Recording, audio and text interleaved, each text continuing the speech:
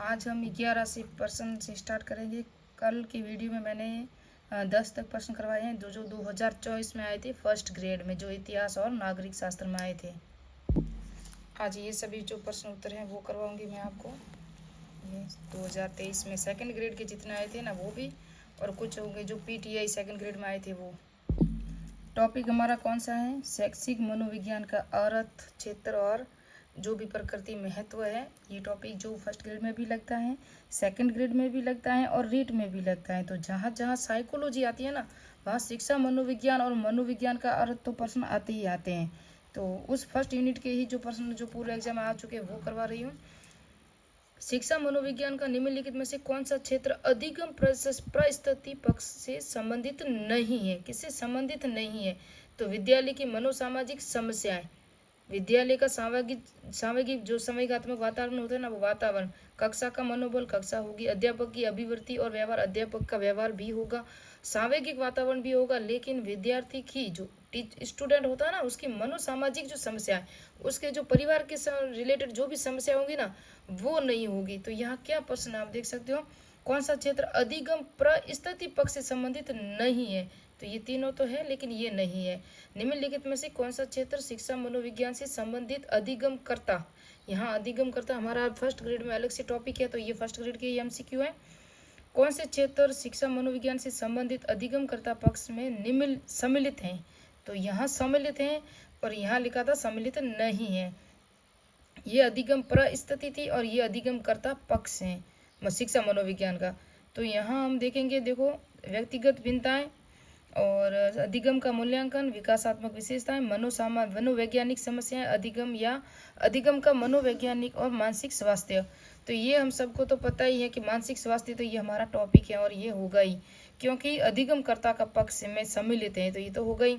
तो जहाँ जहाँ हम इसको भी अगर देखेंगे तो भी हमें पता चल जाएगा, लेकिन व्यक्तिगत भिन्नताएं भी होगी क्योंकि अधिगमकर्ता पक्ष है ना, तो शिक्षा मनोविज्ञान से संबंधित है। जो उसकी व्यक्तिगत भिन्नताओं का अर्थ टीचर को पता होना चाहिए। और क्या पता होना चाहिए?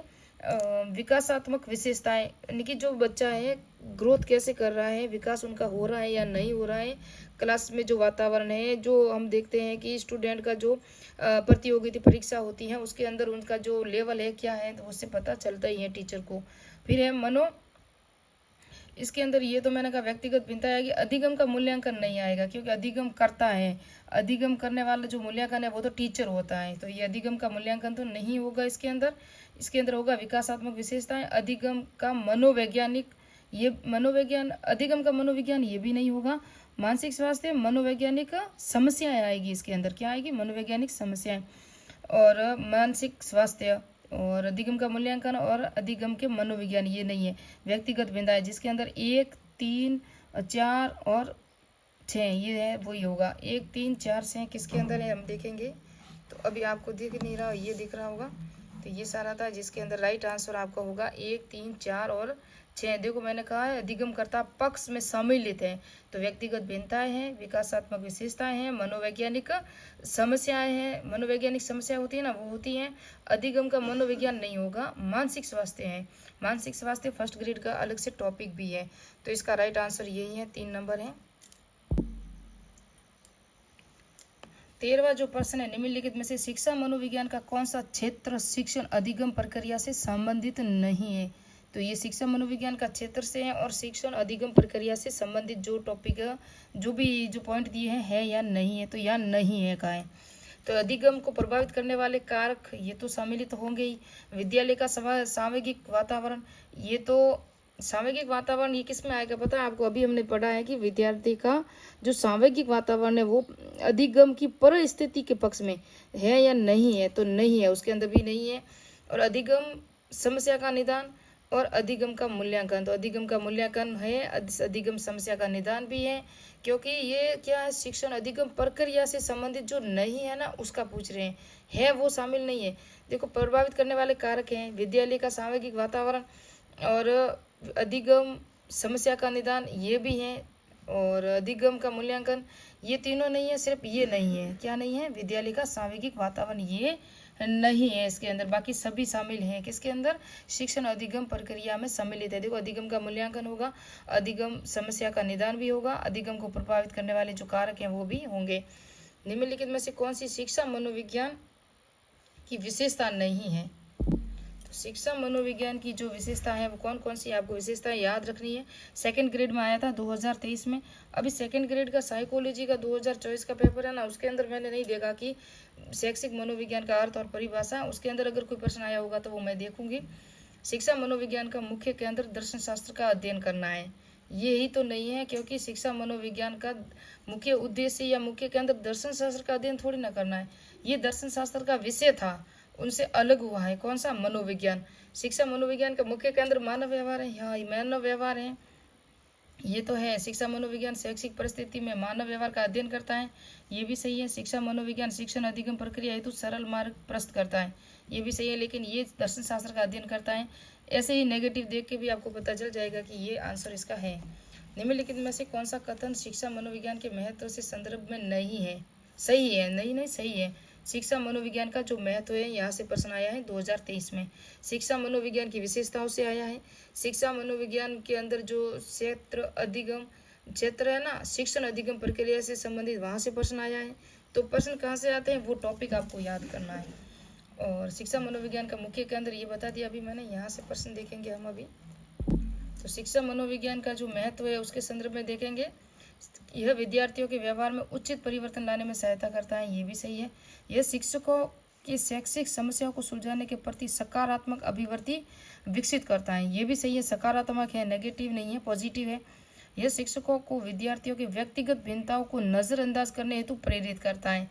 व्यक्तिगत भिन्नताओं को नजरअंदाज नहीं किया जाता, व्यक्तिगत भिन्नताओं के अनुसार ही शिक्षण करवाया जाता है टीचर के द्वारा। यह शिक्षकों को स्वयं को समझने में मदद करता है, हाँ ये भी सही है। शिक्षकों को स्वयं के जो टीचर होता है उनको ही पता होना चाहिए कि मुझे क्या पढ़ाना है क्या नहीं पढ़ाना। पहले वो खुद को ही तो सुधारेगा तभी टीचर बच्चे को पढ़ाएगा। तो इसके अंदर ये गलत है, सिर्फ नेगेटिव है, व्यक्तिगत भिन्नताओं को नज़रअंदाज करना। 1, 2, 4 ये राइट है, ये देख सकते हो 1, 2 और 4 ये राइट है। शिक्षा मनोविज्ञान मनोविज्ञान के किस पक्ष से संबंधित एक शाखा है? तो किस पक्ष से? व्यवहारात्मक मनोविज्ञान, इसकी ये क्या है? संबंधित एक शाखा के रूप में। आधारभूत नहीं है, उपचारात्मक नहीं है, संवैधानिक, ऐसे आप टॉपिक ये जो ऑप्शन देख के भी पता चल जाता है कि व्यवहारात्मक मनोविज्ञान ने का से संबंधित एक शाखा है। शैक्षिक मनोविज्ञान किसी व्यक्ति के जन्म, आपको दिख रहा है, व्यक्ति के जन्म से लेकर वृद्धावस्था तक सीखने के अनुभवों का वर्णन और व्याख्या करता है। यह परिभाषा किसने दी है? ये रटी रटाई परिभाषा है, ऐसा कोई एग्जाम नहीं जहां नहीं आई, कई बार रिपीट हो चुकी है। क्रो एंड क्रो ने कहा था कि जो व्यक्ति जन्म से लेकर वृद्धावस्था तक सीखने यानी कि अधिगम और अनुभवों का वर्णन और व्याख्या करता है, ये कई बार आ चुकी है क्रो एंड क्रो। और ये आया फर्स्ट ग्रेड में भी आ चुकी 2022 में, थर्ड ग्रेड 2023 में और 2013 में भी पॉलिटी में आ चुकी है। और ये कहा था क्रो एंड क्रो। निम्नलिखित में से कौन सा वाक्य शैक्षिक मनोविज्ञान की प्रकृति के लिए सही नहीं है? तो ये प्रकृति से प्रश्न आया, प्रकृति के लिए जो सही नहीं है, तो इसके अंदर एक सुसंगठित सुव्यवस्थित व सार्वभौमिक तथ्यों का एकीकरण, ये भी सही है।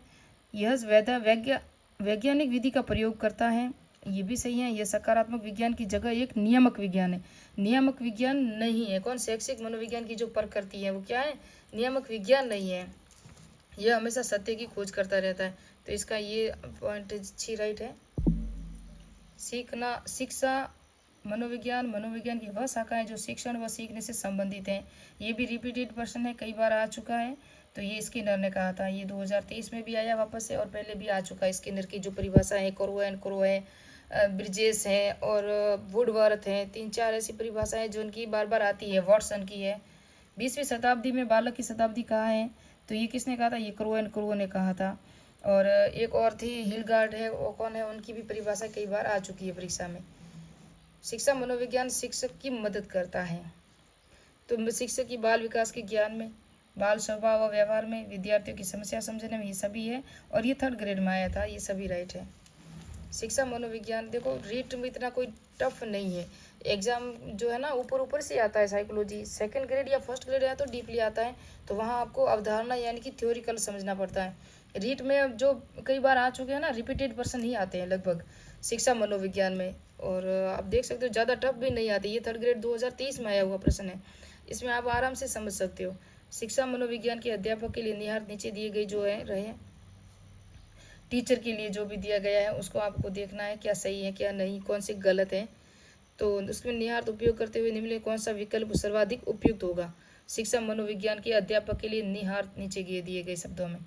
तो यहाँ आपको देखना, देखो बालकों के विकासात्मक विशेषताएं ये भी है, बालकों के समूह गत्यात्मक को समझना ये भी सही है, शिक्षण की प्रभावी विधियों का प्रयोग करना यह समझना तो ये भी सही है। यहाँ तीनों ही सही है क्योंकि विधियों के प्रयोग से ही टीचर पढ़ाएगा आपको, और बालक की जो विशेष विकासात्मक विशेषताओं को समझेगा तभी उसी के अनुसार उनको शिक्षण करवाएगा।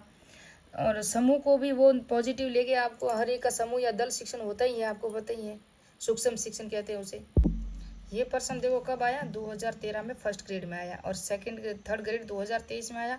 ये का ये रिपीट हुआ, ये देखो सेकंड ग्रेड 2023 में ये का ये प्रश्न रिपीट हुआ ना, आप देख सकते हो। ये प्रश्न आया सेकंड ग्रेड में, और ये का ये देखो यहाँ हम देखेंगे ये प्रश्न आया शिक्षा मनोविज्ञान के अध्यापक के लिए निहारती, ये वापस आया ना, सेकंड ग्रेड 2023 में आया। और इससे पहले ये देखो शिक्षा मनोविज्ञान में शिक्षक की मदद करता है, और थोड़ा सा इसमें घुमा फिरा के दिया, लेकिन सेम टू सेम ही प्रश्न है, लगभग इतना डीपली नहीं है। इसको अगर समझोगे तो इसको आराम से समझ में आ जाएगा। शिक्षा मनोविज्ञान के संदर्भ में कौन सा कथन सर्वाधिक उपयुक्त है।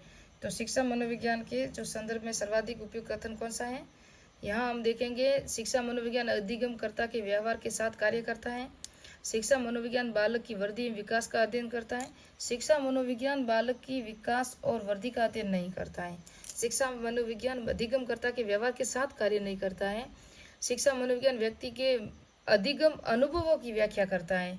शिक्षा मनोविज्ञान ये भी गलत है। शिक्षा मनोविज्ञान शैक्षिक परिस्थितियों में मनोवैज्ञानिक आयामों का अध्ययन करता है। तो किसके अंदर करता है, शैक्षिक परिस्थितियां जहाँ शिक्षण कार्य हो रहा है या हो चुका है उसके आयामों का अध्ययन करता है, न कि अधिगम अनुभवों का व्याख्या करता है, न कि वृद्धि और विकास का अध्ययन करता है, न कि अधिगमकर्ता के व्यवहार के साथ कार्य करता है।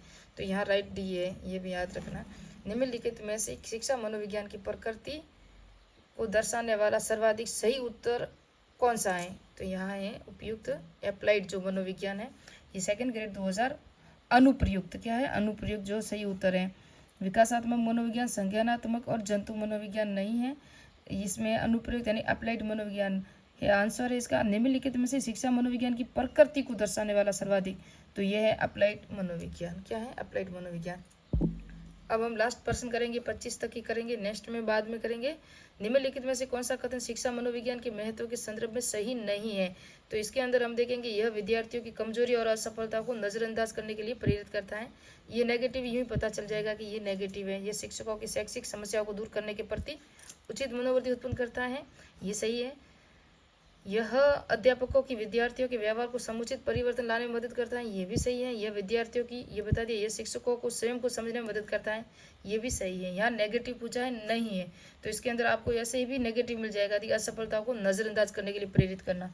विद्यार्थी की कमजोरियाँ होती हैं और उसकी असफलता यानी कि वो बार बार फेल वगैरह हो रहा है, तो उसको नजरअंदाज करने के लिए प्रेरित करना, ये वैसे ही नेगेटिव लाइन ही नेगेटिव नजर आ रही है हमें, तो इस तरह से भी आंसर हम लगा सकते हैं। या हम शॉर्ट वे में देखेंगे तो ये है शिक्षा मनोविज्ञान की विशेषताएं। आप ये बार बार देख सकते हो, शिक्षा मनोविज्ञान की विशेषताएं। ये शिक्षा मनोविज्ञान की जो प्रकृति है, क्योंकि प्रश्न यहाँ से आते हैं, मैंने कहा शिक्षा मनोविज्ञान की प्रकृति, शिक्षा मनोविज्ञान की विशेषताएं। प्रकृति के अंदर क्या क्या शामिल है ये देख सकते हो, वैज्ञानिक है, व्यवहारिक विधायक है, यह अनुप्रयुक्त विज्ञान है। क्या है, अनुप्रयुक्त विज्ञान है, सकारात्मक है, शिक्षात्मक विज्ञान है, वस्तुपरक प्रयोगात्मक, ये सभी इसकी विशेषताएं हैं, सॉरी प्रकृति है। ये शिक्षा मनोविज्ञान का क्या है, क्षेत्र है। तो इसके अंदर पूरा का पूरा आप ये गोला में जितने भी है ना, इन सबको याद रखना। बस प्रश्न इन्हीं पॉइंटों से पूछा जाता है, बाहर नहीं जाता ज़्यादातर। तो ये आप देखोगे तो ये देखो, एक नंबर पे विद्यार्थी लिखा हुआ ना, ये विद्यार्थी यहाँ लिखा हुआ, ये विद्यार्थी रहा। इस तरह से आपको याद रखना है। कुल कितने पॉइंट दिए हुए हैं, 1 2 3 4 से लगा के यहाँ 5 6 7 8 9 10 12 13 14 पॉइंट दिए हुए हैं। 14 को याद रखना। ये क्या है, शिक्षा मनोविज्ञान के क्षेत्र हैं, कि प्रश्न यहाँ से आता है ना, हमने देखे अभी। ये शिक्षा मनोविज्ञान के क्या है, उद्देश्य है। यहाँ आप देख सकते हैं उद्देश्य, ये उद्देश्य है। शिक्षा मनोविज्ञान के कार्य और महत्व भी ये पॉइंट है, यहाँ से भी प्रश्न आया एक। ये क्या है? शिक्षा मनोविज्ञान का जो महत्व है।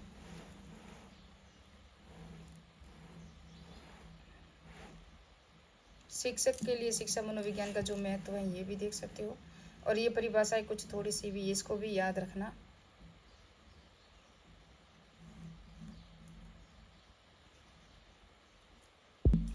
तो ये थे एमसीक्यू जो मैंने आपको करवाए हैं, पूर्व एग्जाम के आए हुए प्रश्न, और ये भी बता दिया कि कौन सी टॉपिकों से प्रश्न आता है।